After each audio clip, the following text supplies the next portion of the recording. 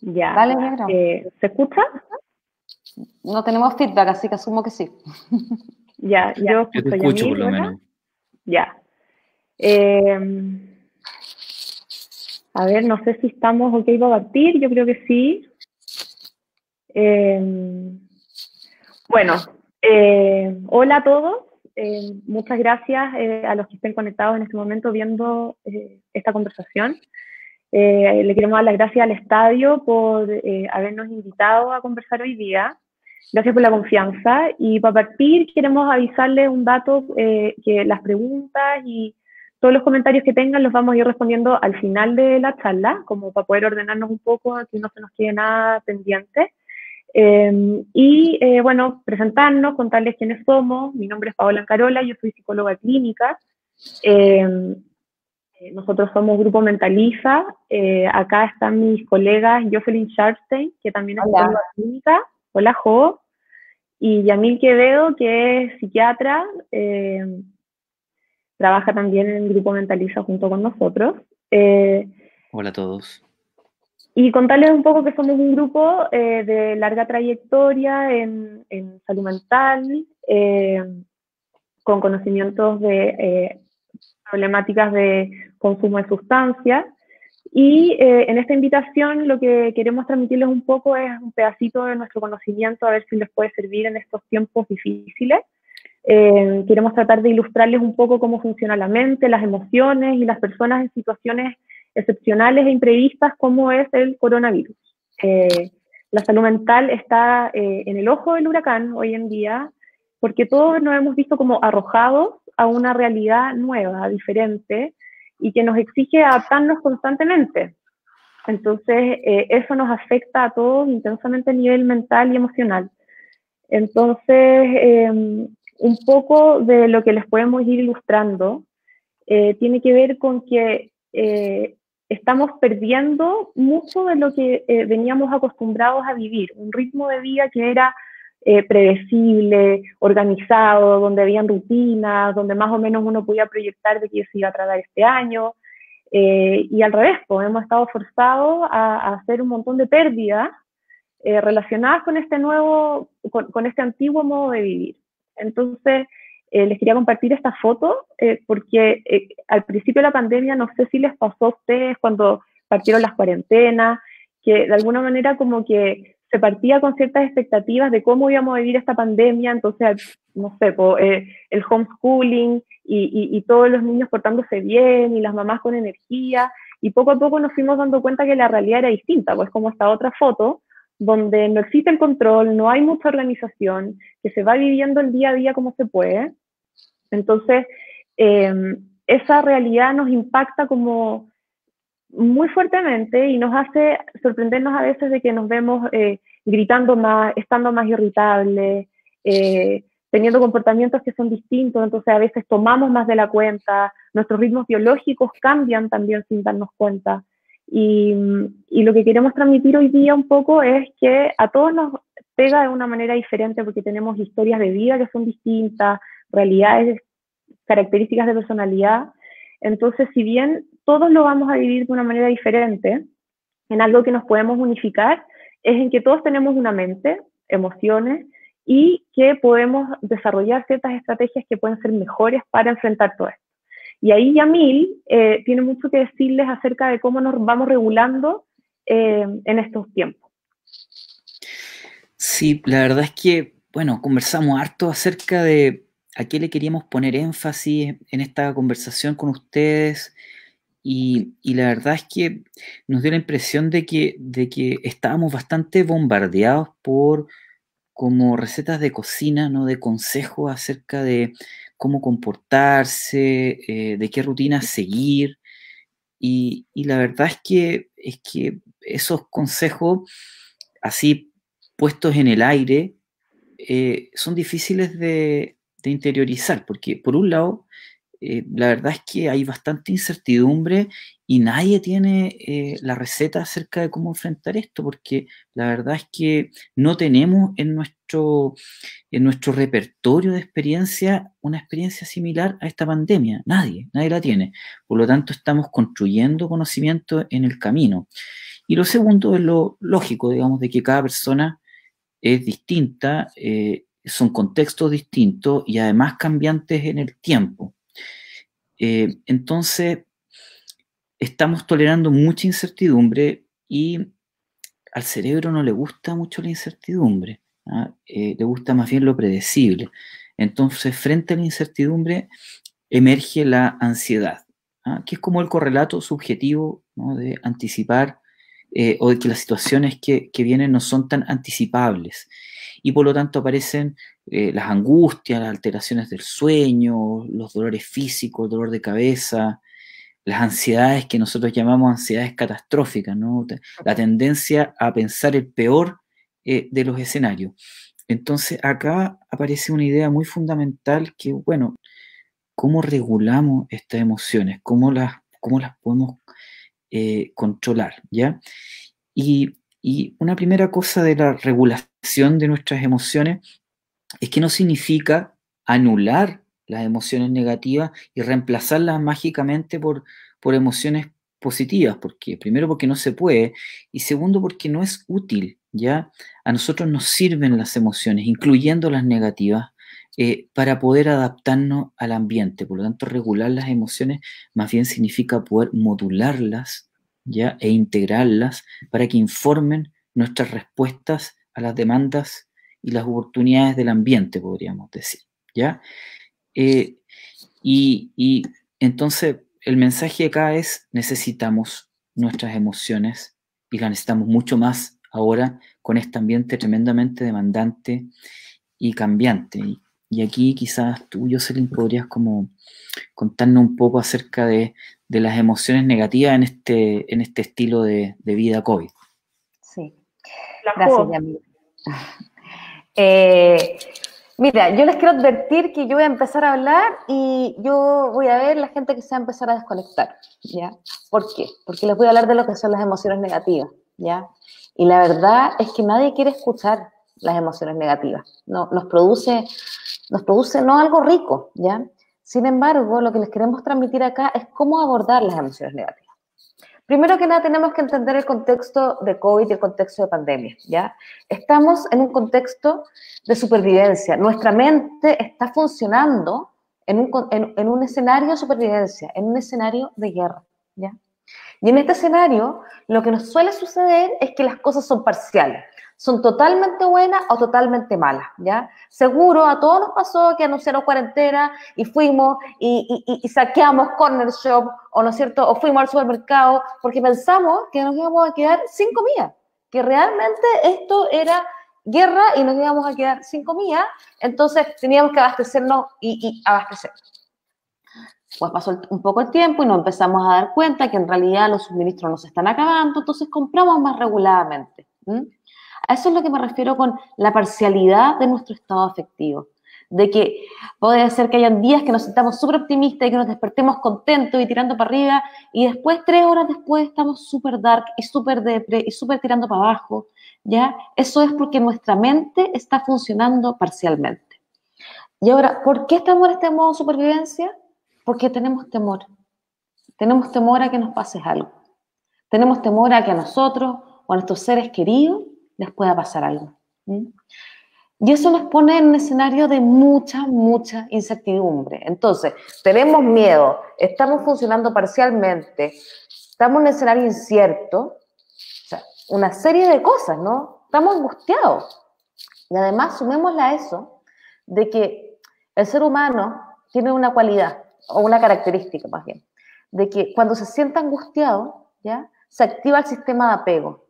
¿Qué es lo que hace el sistema de apego? Es buscar a nuestros cuidadores primarios, nuestros cuidadores de la primera infancia, que nos entregaron en algún momento seguridad y tranquilidad. Ese abrazo contenedor, ¿ya?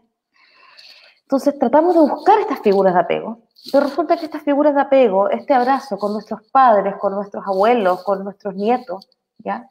Estas figuras de apego pueden ser posibles contagios. Entonces, se activa el estrés, tratamos de buscar a estas personas, pero no podemos, porque podría ser riesgoso para nosotros. Entonces, todo esto nos pone en un escenario bien difícil, Entonces, ahí quizás, Yamil, tú podés contarnos un poco de qué hacer, pues, de cómo concretamente regularnos de todo esto que estamos sintiendo. Hay buenas y malas maneras de regular las emociones. Voy a dar 3 ejemplos de malas maneras o maneras, podríamos llamar, no óptimas de regular nuestras emociones negativas. La primera es la evitación, ¿no? Hacerme el tonto, pretender que no está pasando nada, no querer ver. ¿Mm? Pero en el fondo hay una parte de mí que sabe que está ahí el tema, ¿cierto? Que está encima de mi cabeza. Eso es evitar las emociones y no es muy útil, digamos, para poder regularnos adecuadamente. Segunda forma subóptima de regularse, la rumiación, ¿no? Darle muchas vueltas a las cosas, buscarle la quinta pata al gato, ¿cierto? Eso es muy desgastante y no es muy funcional, ¿ya? Tercera, súper importante y uno de los focos de esta conversación, ¿no? Suprimir las emociones, intentar suprimir las emociones negativas. Por ejemplo, a través del alcohol o a través de sumergirnos en las pantallas o en las redes sociales por mucho rato.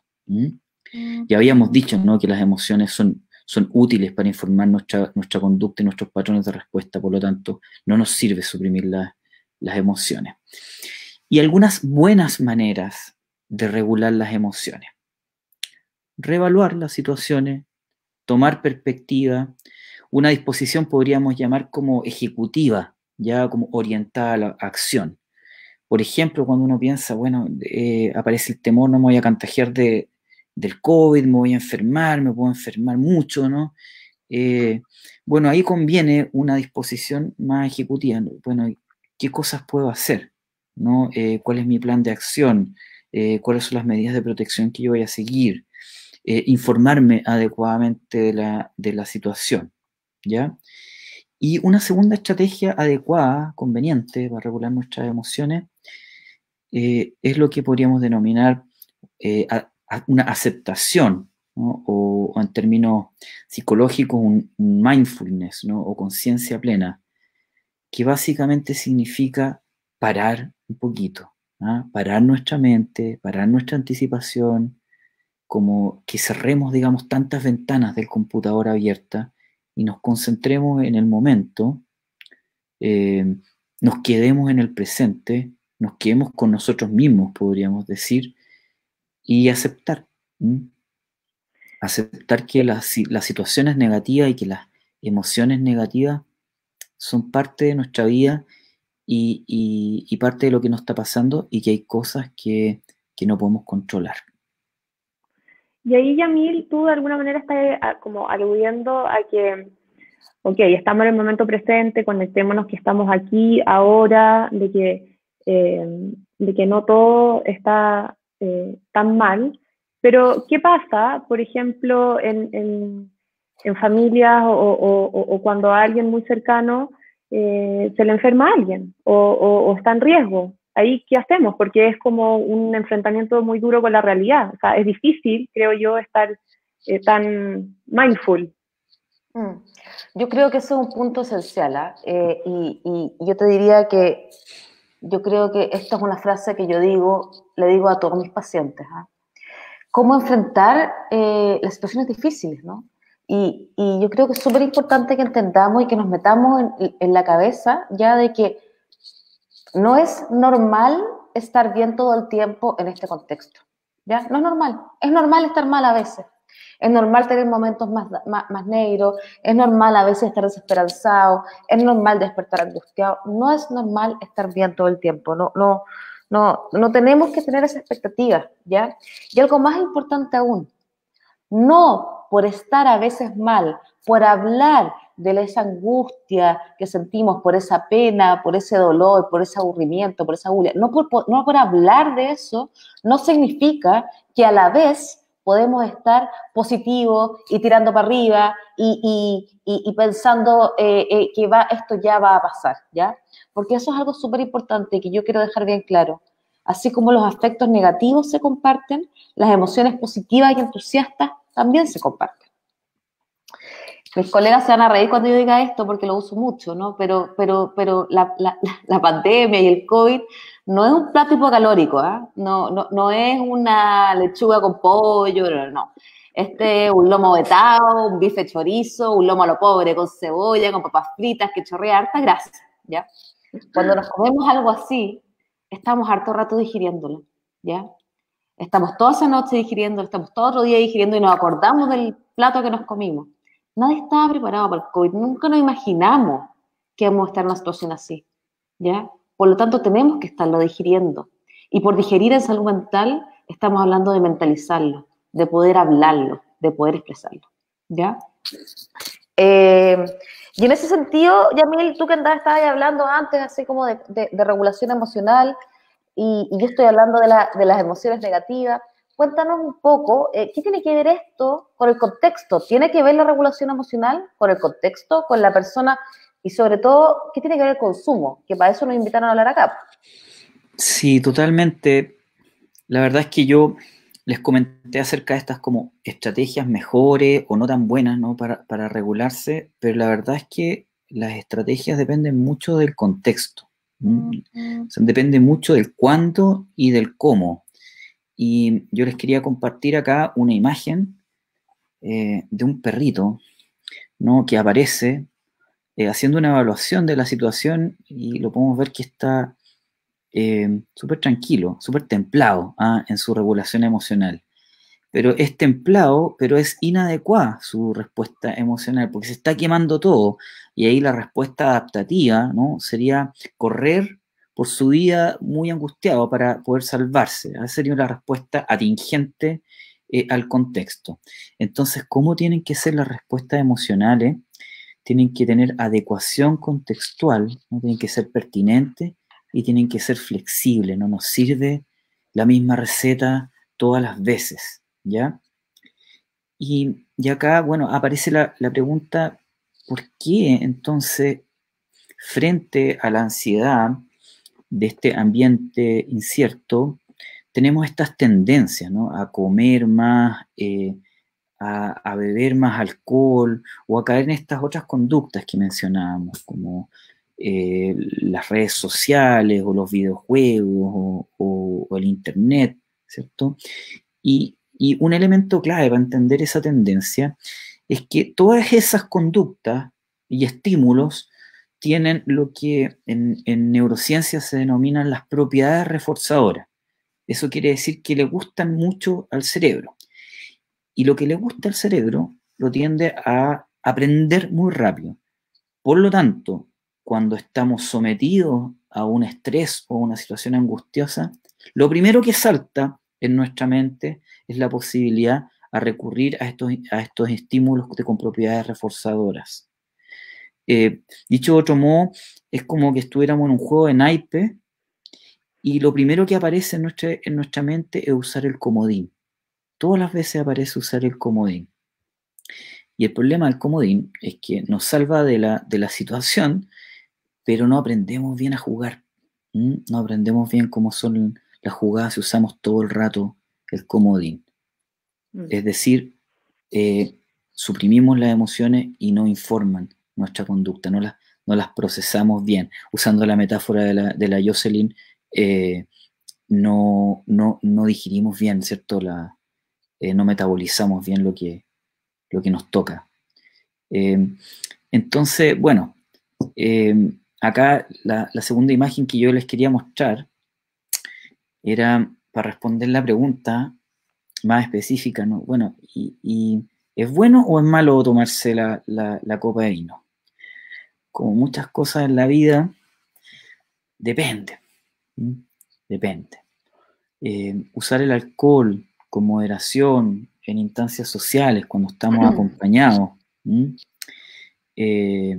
probablemente no tiene efectos tan dañinos, pero sí usar el alcohol o estas otras conductas como para suprimir nuestras emociones negativas, eso no es bueno. Ahora, todo el tiempo nosotros estamos eligiendo hacer cosas, ¿no? que no son tan buenas. Nos damos como permisos, podríamos decir. ¿ah? Y ahí lo complicado no es eso, sino que lo complicado sería hacer eso pensando que lo estamos haciendo bien, pensando que es una buena idea. Entonces la recomendación es tener conciencia de cómo estamos enfrentando nuestras emociones negativas, la moderación y el buen criterio. Y ahí, Jo, quizás tú podrías como profundizar en esta idea y aterrizarla un poquito. Sí, hay un concepto que yo he usado harto con mis pacientes y con mis colegas, como se puede ver en la imagen ahora, que tiene que ver con el horario de aeropuerto, ¿ya? O sea, en un aeropuerto uno ve, las personas pueden tomarse, como sale ahí en la foto, ¿no es cierto?, una copa de champaña a las 8 de la mañana, podéis almorzar a las 6 de la tarde, podéis comer tu primera comida a las 5, además de que estáis siempre con pijama, porque estáis en tránsito de un lado para otro, ¿ya? Y además hay jet lag, ¿no es cierto? Entonces no sabéis en qué horario es, te despiertan, te dan desayuno, pero en verdad es comida. Entonces, todo eso, lo creamos o no, nos desordena internamente, nos desordena harto, ¿ya? Cuando estamos en cuarentena, cuando estamos encerrados, estamos un poco en horario de aeropuerto. Entonces, lo creamos o no, las rutinas, el levantarnos en la mañana, el ducharnos, ir a la pega, llevar a los niños, traer a los niños, no sé qué, comer, nos regula emocionalmente. Yo estaba pensando ahora mientras hablaba que mi papá cuando en muchas ocasiones decía, miren, no hay horario, pero a las 8 comemos. Y eso, siempre nos reímos de eso, pero eso de alguna manera regula tu día, ¿ya? En cuarentena, eso está mucho más flexible. Entonces, puedes sumar a que el consumo de estas cosas que salen en la imagen a continuación sea exacerbado, ¿ya? Entonces, lo importante que les quiero decir yo es cuándo consultar, ¿ya? Cuándo pedir ayuda. No pasa nada, como decía Yamil, si yo me tomo una copa de vino todas las noches, o noche por medio, comiendo, pero es distinto a que estoy tomando desde las 4 de la tarde todos los días. Si una vez me compré algo, tampoco es relevante, ¿ya? Pero, ¿qué pasa si es que estoy comprando más de lo que me está ingresando? ¿Qué pasa si estoy mirando tanto celular o tantas pantallas de que no estoy hablando en mi casa, que no estoy conversando con mi familia? Entonces, un primer indicador súper importante es si hay una alteración de los ritmos biológicos, de manera repetida, porque no pasa nada si una persona en un día no se lava los dientes, pero si han pasado 3 días que no me levanto y no me lavo los dientes, eso es un indicador de algo. No pasa nada si una noche duermo mal. Nadie duerme bien en pandemia. Ustedes vieron la gente, nadie duerme bien. Y que les diga que duerme bien, seguramente, no sé, muy afortunado es. Pero si eso se repite durante todas las noches y duermo tan mal que el otro día me estoy despertando a las 2, 3 de la tarde, porque en verdad no logré conciliar el sueño, porque estuve toda la noche pensando en todos estos demonios que a uno le aparecen en la noche, también es un indicador de algo. O simplemente cuando nos sentimos, como dice la charla, fuera de control, ¿ya? Cuando sentimos que las expectativas que tenemos de cosas que solemos hacer, como atender pacientes en mi caso, no sé, dar charla, hacer clase, cosas que solemos hacer siempre, no las estamos pudiendo hacer, ¿ya? Pero ojo con las expectativas, o sea, tengamos expectativas adecuadas y realistas a un momento como el que estamos viviendo, o sea, no pretendamos hacer dieta en cuarentena, ¿ya? Pretendamos no subir tanto, mantener el peso, pero perder peso en cuarentena es una expectativa un poco elevada quizás para algunos, ¿ya? Entonces, si nos ponemos expectativas muy altas, también nos frustramos, entonces también eso es penca. Pongámonos expectativas que tengan que ver con la situación y que sean con compasión, como la Pau les va a contar ahora, o sea, como, ¿cuál es la mirada que nosotros le queremos dar a todo esto que estamos hablando? Sí, pues, un poco qué cosas nos orientan un poco para llevar esta charla. Queremos tratar de dejarlos a ustedes interesados, pensando en algo, reflexionando, aunque sea en una idea chiquitita, que los pueda acompañar o ayudar o aliviar en algún nivel. Entonces, ¿cómo les queremos transmitir esto? Como diciéndoles de que hoy en día, en contexto pandemia, no hay expertos. Nosotros venimos acá invitados a hablarles de lo que sabemos hacer, que es trabajar en salud mental, más o menos orientarlos en comportamientos de consumo. Pero, como decía la Jo, seamos humildes, seamos compasivos con nosotros mismos. O sea, nadie sabe de COVID. La gente está aprendiendo hoy día, los expertos en el día a día, en las urgencias, se está aprendiendo sobre esta pandemia durante la marcha. Entonces, no nos pidamos a nosotros también llevarla de una manera irreal. Y en ese sentido, seamos humildes con nosotros mismos, seamos benevolentes y no caigamos en parcialidades como de funcionamientos tan rígidos, no caigamos en juicios radicales sobre nosotros, sobre los demás, démonos tregua. ¿Ah? Y me quedo con una reflexión como de lo que venimos conversando ahora un poco, que increíble cómo hemos perdido la predictibilidad, y eso nos lleva a pensar que las certezas en la vida como la llevábamos eran tan ilusorias. De alguna manera como que nos remueve mucho esto. Entonces, ¿qué les queremos decir? Que puedan ustedes hacer el ejercicio en sus casas, con sus seres queridos, de hablar honesta, sinceramente, acerca de lo que les pasa, acercarnos a nuestras familias, a nuestros amigos, develar nuestras preocupaciones. Eso es lo que en este momento más nos puede aliviar. Y si bien suena muy sencillo, es bastante difícil. Hablar es mucho más complicado que, por ejemplo, irse al teléfono, meterse en la pantalla, ir a comprar, tomar, drogarse, etcétera. O sea, esa es la salida que puede ser como un recurso mucho más facilitado. Y nosotros les queremos decir esto, como acérquense, hablen, y eso realmente creemos que los puede aliviar. Y acá les quiero compartir una foto que ojalá también les despierte algo, porque además de representar lo que nosotros hacemos en psicoterapia, tiene mucha relación con esto, que hablar con alguien te permite sacar y desenmarañar el nudo que uno puede tener en la mente a veces. Entonces, estar con alguien te permite también dirigir esto de una mejor manera, darle forma y canalizar mejor nuestras ansiedades.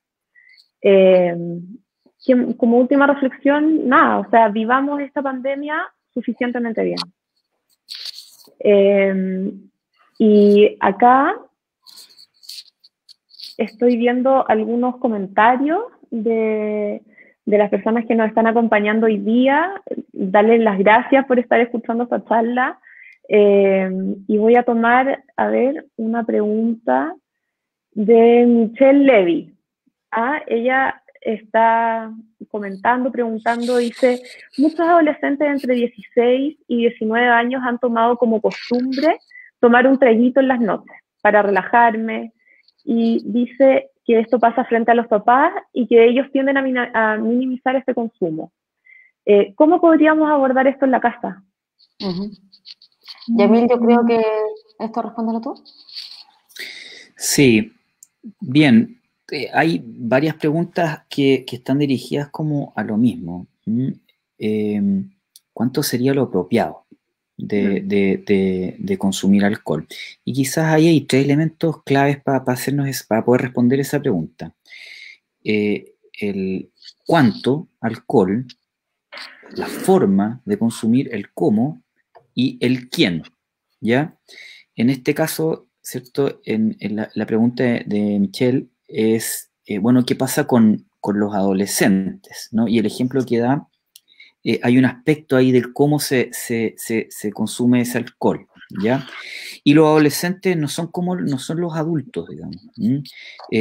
Todavía es una etapa donde el cerebro es plástico, y por lo tanto el consumo de alcohol tiene otro impacto. Por lo tanto, la recomendación es minimizar al máximo el consumo de alcohol o de cualquier sustancia adictiva en los adolescentes, en las personas que no son adultos plenos. Y eso necesariamente tiene que ser abordado de manera familiar, a través de, como decía Paola, de la conversación, de la conversación en familia, y no solamente desde la restricción, ya desde decir no puedes tomar alcohol, o desde como un castigo, podríamos decir, sino que más bien de pensar juntos en familia con todas las limitaciones que hay en este contexto, de qué podemos hacer en vez de eso, ¿ah? De cómo podemos compartir, de cómo podemos estar juntos, de cómo podemos pasar un buen momento. Y ahí en la pregunta también está este otro aspecto, ¿no? Del cómo, ya en el ejemplo que se daba, era un consumo de alcohol para relajarse, ¿ya? O sea, un consumo que podríamos llamar para suprimir las emociones.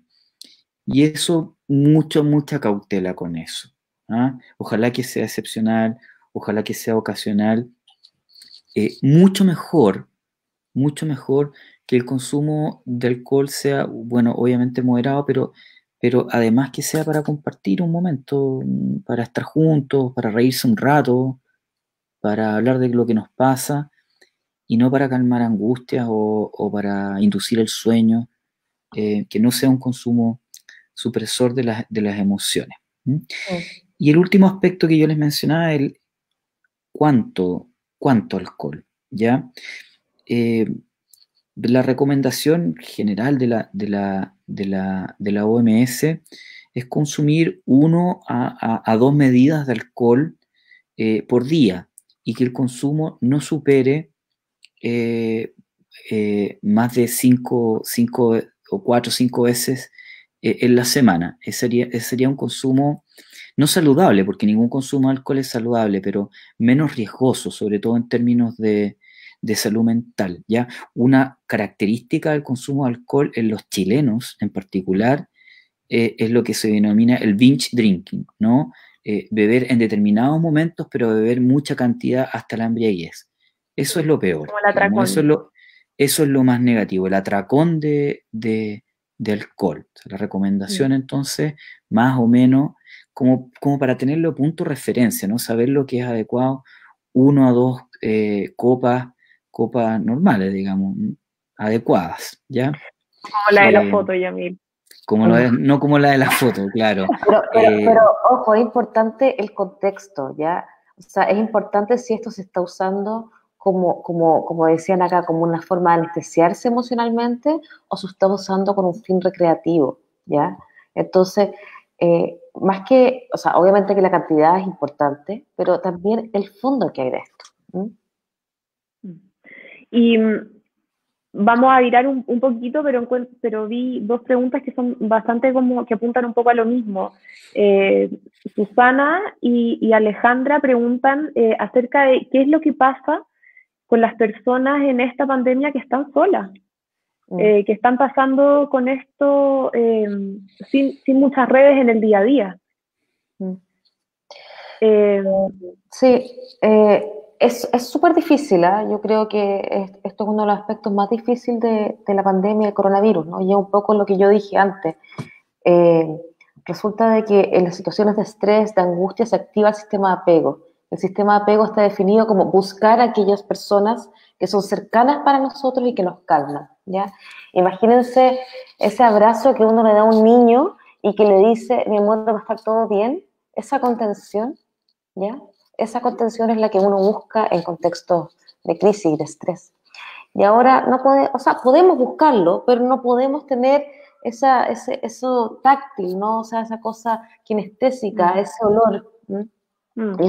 Y eso, perdón, ¿sí? No, lo que quería decir es que ahí me parece como súper atingente lo que dice Alejandra, que está en la pregunta, porque ella habla de triste, de que se siente triste, entonces queda como un poco la idea de que si estoy solo, ¿para qué voy a ir a hablar con alguien si me va a dejar más mal? Y un poco lo que queremos transmitirle es que sí, enfrentar eso de ponerse en contacto a la distancia, a través de la pantalla, puede ser triste, pero a la larga es la única vía que tenemos de contenernos. Podemos hablar de esa tristeza, podemos conversar de que nos echamos de menos, podemos digerir juntos eso que está pasando a propósito del lomo a lo pobre. Entonces, si bien sí, pues tiene un periodo que es como que uno quisiera evitar sentirse triste porque echo de menos, pero como recomendación es forzarse a eso, porque el contacto es lo que más nos gratifica y nos alivia como personas. O sea, es difícil, pero a la larga calma. Y si no lo hacemos, estamos evitando los sentimientos negativos, ¿ya? Y como decía Yamil, los sentimientos negativos tienen una funcionalidad. Y a lo que tenemos que transitar, y no digo que sea fácil, esto es muy, muy, pero muy difícil. Pero lo que tenemos que transitar es poder hacernos cargo de manera responsable y adulta de estas cosas negativas que nos pasan. Sí, yo quería agregar que el aislamiento social, estar solo, sentirnos solo, más que estar solo, porque uno puede estar solo agradablemente, ¿no? Y disfrutar de la soledad. Pero sentirnos solo es tremendamente dañino para nuestro organismo y para nuestra mente. Nos duele estar solo.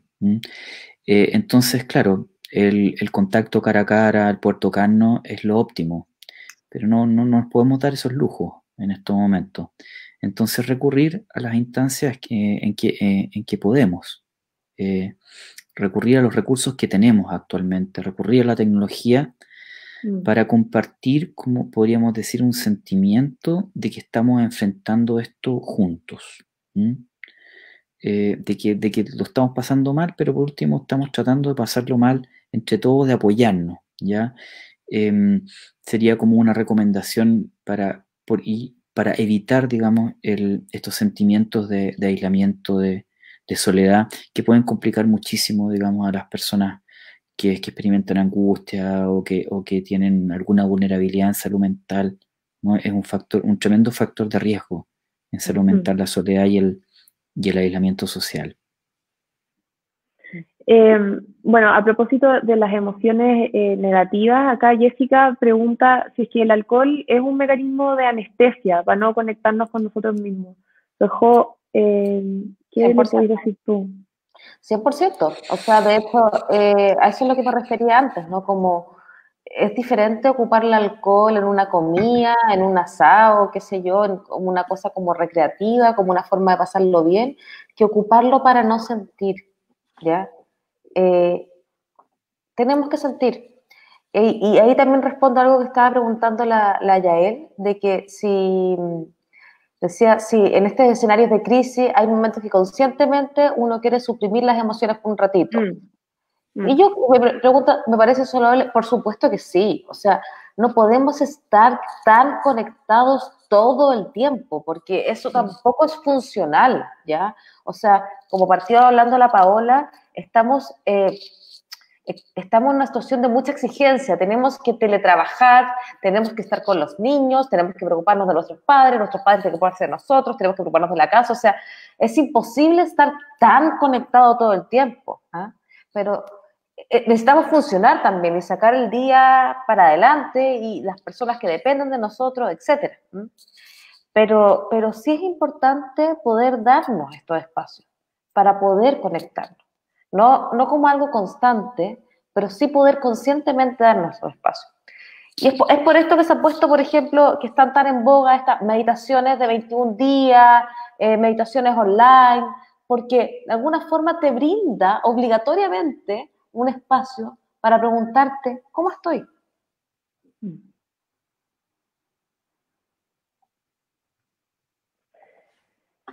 Bueno, acá también Daniel pregunta cómo combatir las ganas de tomar más de la cuenta.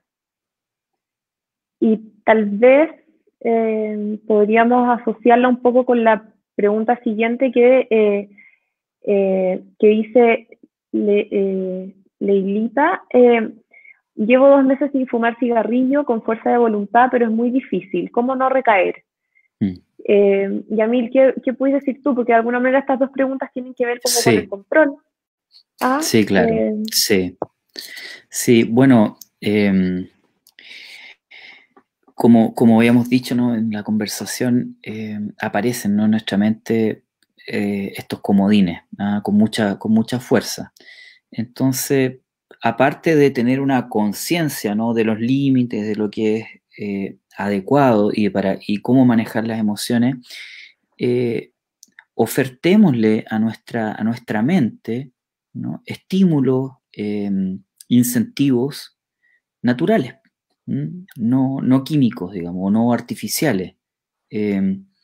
tratemos, digamos, de que nuestro cerebro sea reforzado de otra forma, ¿ya?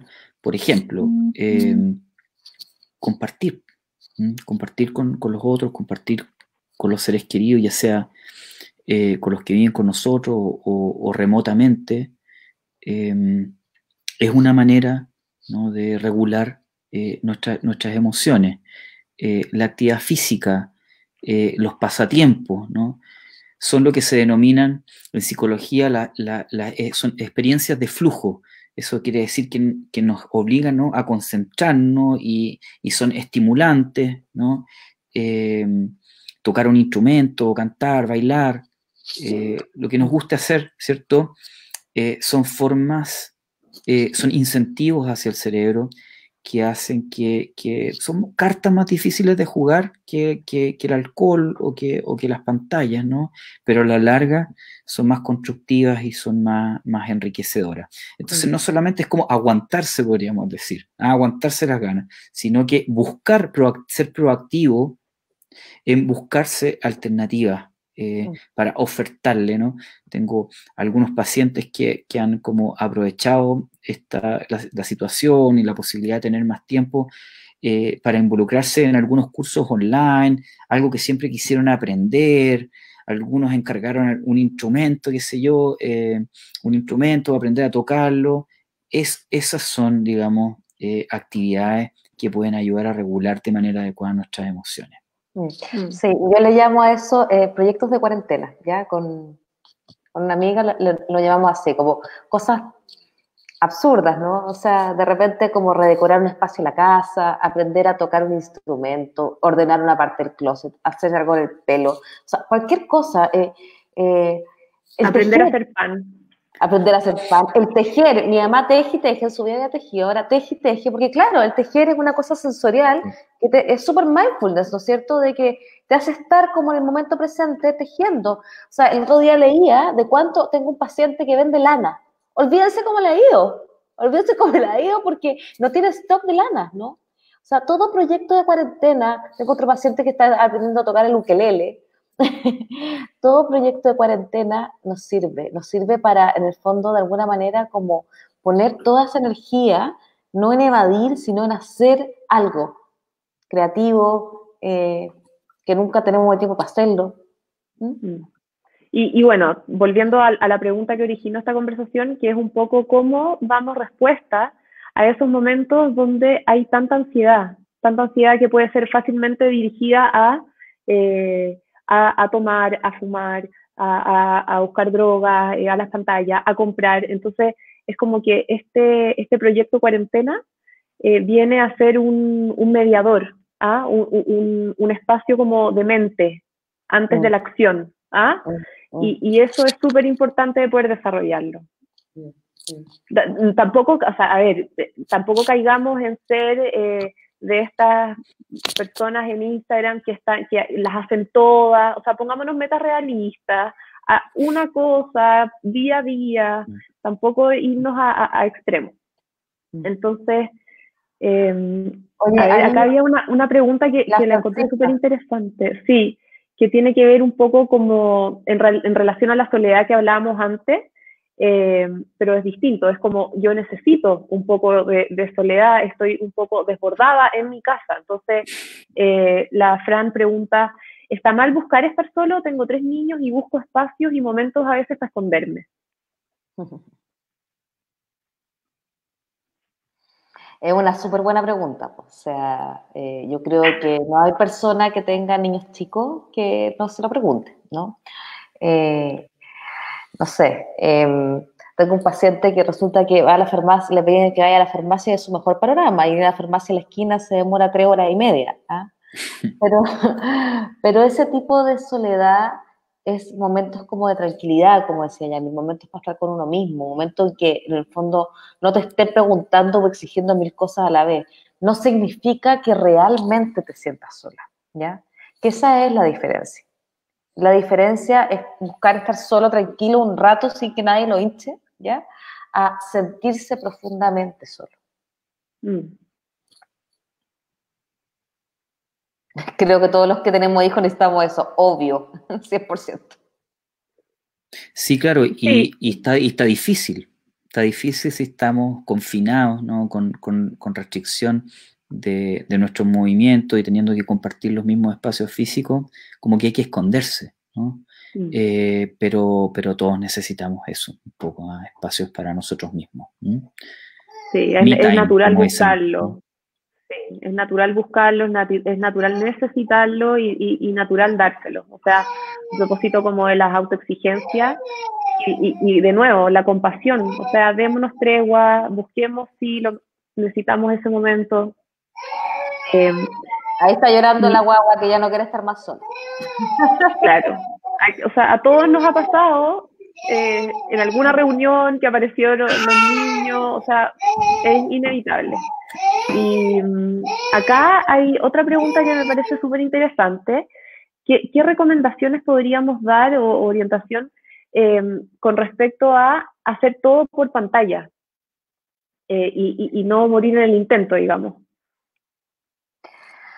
Uf, eso está peludo, pues es difícil, es súper complejo, ¿no? Porque no sé si a ustedes les pasa, pero estar todo el rato frente a la pantalla es agotador, es mucho más agotador que estar con la persona. Yo, por ejemplo, que veo pacientes online, no soy capaz de ver la misma cantidad de pacientes.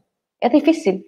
Y yo creo que ahí volvemos al concepto que estábamos hablando antes, de la compasión, ¿ya? Yo, respondiendo a esa pregunta, yo creo que hay que ser súper compasivo con lo mismo y entender que esto es un momento excepcional, en un momento de la historia excepcional y que nosotros también lo estamos haciendo lo mejor posible. ¿Sí? Y no exigirnos tanto. O enloquecer todos juntos, como está diciendo la Carol Armo. También está buena. Sí, pues, es verdad. Y ahí, bueno, es el gran desafío, yo creo, de esta pandemia. Pues sí, esa foto, no sé si todos la pudieron ver, pero les cuento un poco lo que era. Era como un papá.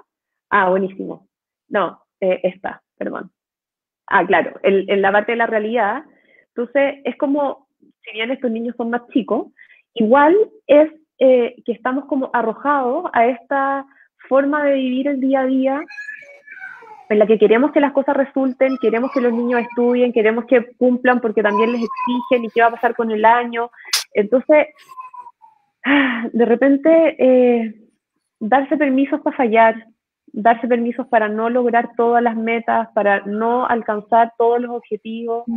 O sea, de nuevo, si es que tal vez nos podemos dejar pensando en algo, puede ser la palabra autocompasión. ¿Ah?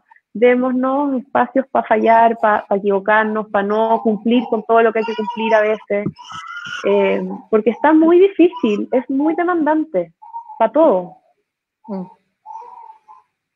Oye, y lo último que me gustaría decir, respondiendo ahí que preguntaban de su experiencia empírica, mucha teoría, eh, puede ser, en la experiencia, las personas que yo por lo menos veo día a día están muy angustiadas, muy, muy angustiadas, ¿ya?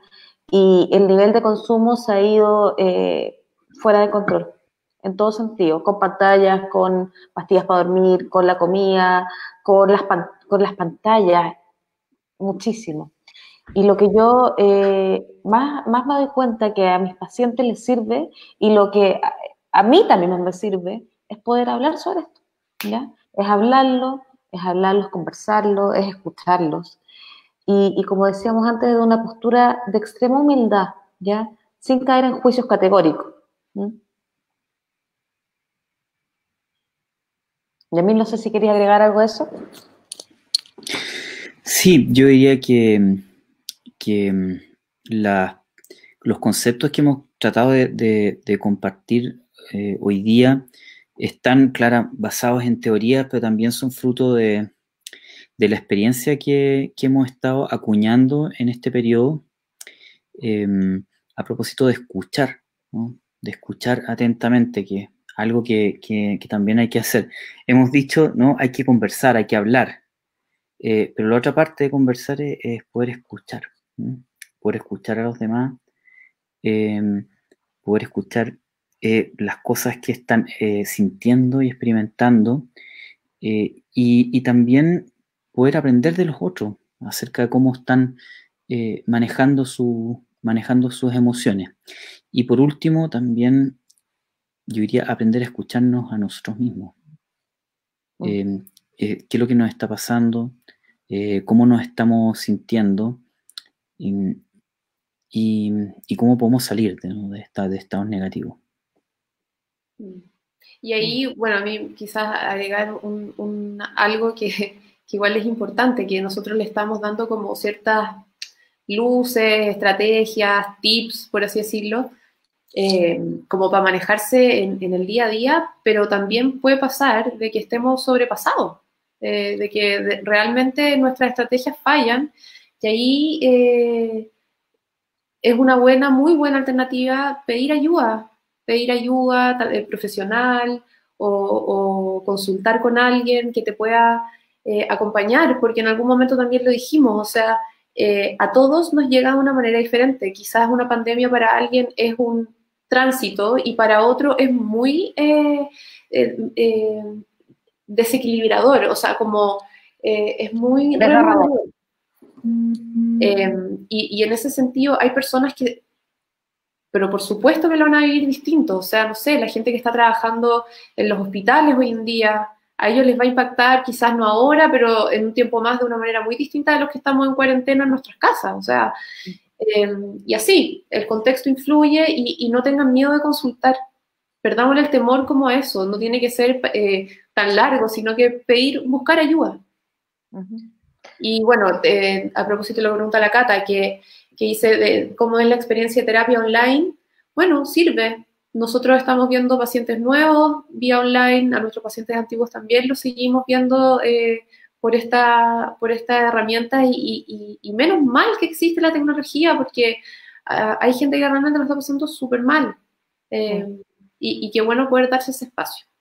Sí, y también como juntándolo con lo que pregunta el Daniel Morales, nosotros tenemos tratamientos bien estructurados para pacientes que se están rehabilitando y hemos podido seguirlos haciendo. Incluso hacemos terapias grupales, hacemos talleres psicoeducativos para la familia, hacemos terapias individuales, hacemos terapia de familia y hemos podido seguir haciendo todo online, con alto nivel de exigencia y de flexibilidad por parte nuestra y de nuestros pacientes, pero hemos podido seguir, así que súper agradecidos. Yo tengo un poco la duda de cuánto tiempo nos queda. Nada, no está diciendo que no salgamos. Ah, ya, listo. Estamos, pucha, lamento. Gracias a todos por sus comentarios, por la participación, de verdad se pasaron. Ojalá que hayan podido quedarse con algo. Y nada, gracias al Estadio Israelita por habernos invitado. De verdad. Gracias. Muchas gracias. Chao, chao.